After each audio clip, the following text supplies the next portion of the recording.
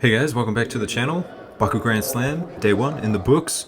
And just remember, this is happening at a time when the Asian Championships is also happening. I'm gonna try and cover it, but we'll see what happens. Anyway, day 1, Baku Grand Slam. Pretty amazing day if you ask me, considering a lot of people are competing at the Asian Championships. So we'll start with some upsets.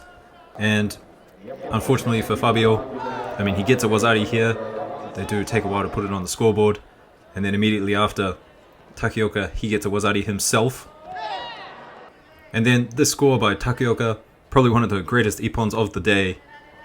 Just an incredible kosotogari. And just an incredible fake. Watch the fake with the head and the leg. And it really caught Vasily by surprise. We also had Kim against Garrigos, Garrigos being world champion. But here Kim gets a really nice uchimata, enough to take him out. This one here, I'm not sure if I can call it an upset or not. Smetov almost gets the osaikomi here, but Picard, he does well to escape here. So Smetov, can you call it an upset these days? He is not the competitor that he once was. So anyway, let's get into some of the results. Abdullayev from Russia, he took out Kim here, and that was in the semi-final. The other semi-final, Chikvermiani versus Zairebekov, and Zairebekov managed to take out Chikvermiani. Kind of surprised by Chikvermiani making it all this way. He's had some bad results recently, but couldn't make it through Zairebekov, so an all-Russian final. Now, I do know who Abdullayev is, but I've never seen Zairebekov before. And Abdullayev, he is just an absolute monster on the ground. This is the sequence here, bit of newaza. Ends up scoring a wazari. Zairebekov does well to escape this, but just look at this turnover here. I really don't even know what to call it. This should have a name. This turnover. And here, into the osaikomi. This is just a kesagatame variation, right? Just enough to get the 10 seconds. And Zairebekov manages to escape, but doesn't get a point on the board, so Abdullayev, he takes gold, Zairebekov silver. And this one here, this is Picard versus Chikvermiani for the bronze medal. And Chikvermiani, he's got a temper. I've seen him on the mats doing this so many times. He just cannot control his emotions. Now, I do see what he's saying. He broke the grip off, but then Picard went with it and continued to break the grip off, so they both had no grips.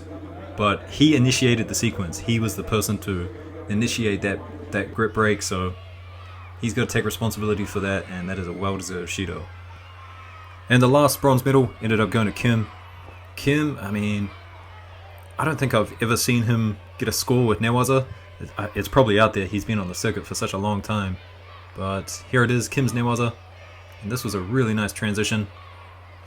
He ends up starting the movement with a little bit of an arm lock, and then rolls it over into the osaikomi. Didn't have the greatest position. I'd like to see him kind of drop his hips a little bit more. But it was enough for a wazari. His opponent does get out. So a bronze medal for Kim. And that's all the results at under 60. Under 66 now. And my man Vieru making a bit of return to form. You see that little bit of ashiwaza there? So just a small trip like this. And that led into the newaza. Went into a sankaku. Then led into a bit of a transition, ended up getting half guard. But obviously in judo, half guard is not osaikomi, you got to get the leg out. But just watch how Vieru gets the leg out here. Uses his left leg on the inside of the thigh, slides his right leg across, and then just as it comes out, switches sides. Really nice stuff. So just a few more highlights from Vieru here. Look at that ippon, that's definitely something we know him for. Vieru, when he is on form, just has some of the slickest judo in the game. But it wasn't his day in the semi-final. Ended up getting thrown here. So here, elbows on the ground, ends up getting a Shido for it. But Vieru did manage to make his way through the repechage and score a bronze medal. This is Fujisaka, so Japan, they had 2 competitors at under 66. So Fujisaka, he ends up losing against Vieru just by Shido. And then comes up against Torn from Spain in the repechage. Now Torn, just like Vieru, was another person who lost to Najafov. And if you're starting to see a pattern here, Najafov, he ended up winning the thing. But Torn, I mean, he has great judo. I definitely recommend checking him out anytime he's on the mat. He's got interesting kataguruma, all sorts of techniques. Really strong judoka, up and coming. Definitely someone to watch. So Torn, he took one of the bronze medals. And Vieru, he took the other one, winning on Shidos against Tilovov from Uzbekistan. So we better talk about the man, Najafov from Azerbaijan. But just first, we've got to get through this amazing Shimemaza from Torn. Here's the tap.